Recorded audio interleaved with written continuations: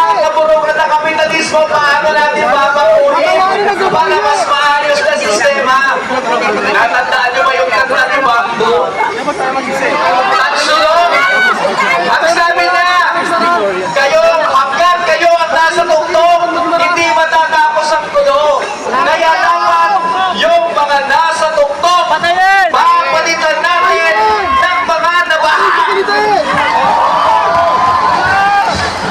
Dapat ang boses ng mga nabaha, ng mga biktima ng korupsyon, ng injustisya, ang siyang magsabi kung ano, saan pupunta ang ating bansa, hindi na yung mga kurakot at mga politika. Tama? Paano mangyayari yan? Sabi nga ni May, nasa atin ang solusyon. Wala sa Kongreso, wala sa Senado, nasa taong bayan ang solusyon. Nasa ating pagkakaisa ang lakas, nasa ating lakas ang tagumpay. Tama? Kaya sa araw na ito, nire-rehistro natin na hindi tayo titigil hanggang hindi nakukulong ang mga kurap. Hindi tayo titigil hanggang hindi nasasoli ang Rolls Royce. Kasama yung bago ng Rolls Royce. At hindi tayo titigil hanggang hindi na ibabagsak ang kurap at bulok na sistema ng burokrata kapitalista. Mabuhay po ang sambayan ng Pilipino! Mabuhay ang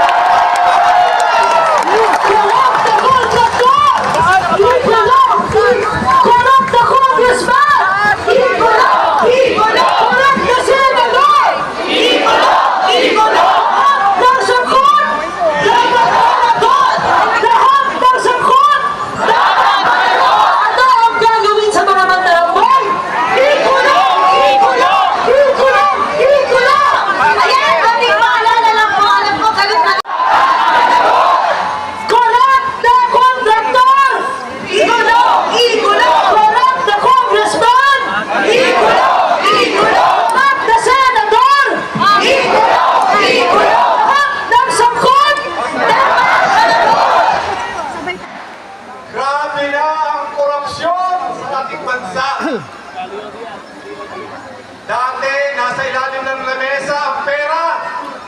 Ngayon, nasa ibabaw na. Lantana na. Mga kasama, ang korupsyon sa ating bansa, lalo na sa flood control project, ay parang puno ng kahoy. Mula talbos hanggang bugang. Ang talbos ay ang mga kontraktor na gaya, diniskaya, na bumili ng payong na halagang 20 milyon. Ay kasama ang Rolls Royce. Ang mga sanga ay mga DPWH, Kongreso at Senado at iba pang opisyal ng gobyerno. Pero may dalawang malaking sanga ang nakawan sa flood control project. Ang isang sanga ay ang BICAM at ang powerful small group na nag-insert ng 289 billion sa DPWH. Kasama ang 142 billion na in-insert dino. Hilay! In-insert ni Cheese Escudero. At ang bilyon-bilyon komisyon ni Martin Romualdez. 13 billion ang in-insert ni Santiago. Meron pa isa nagulong sa akin na hindi nyo alam. 12 billion ang ginawang pabahon kay Grace Poe. Ano ang gagawin natin sa mga kurakot?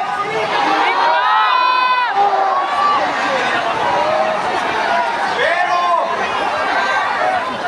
ano ang gagawin?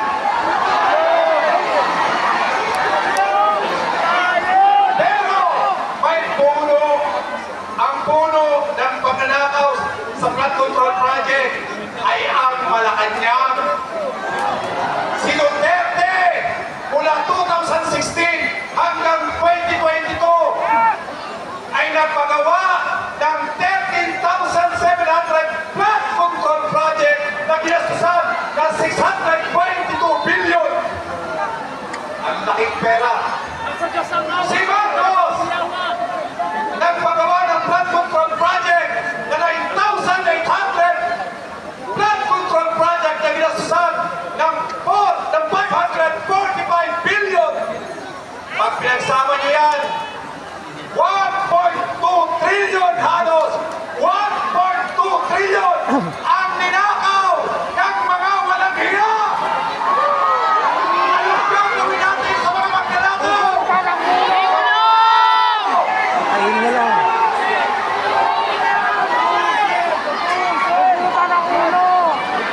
Dapat putulin ang puno. Pero dapat silang makulong. Tama, dapat makulong. Pero huwag na nating palalabasin. Dahil pag nakalabas, nagiging senador. Kilala niyo yun?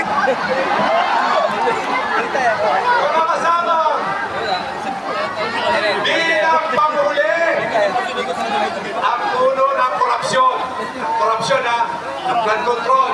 Ang puno ng korupsyon, flood control, ay mayroong ugat.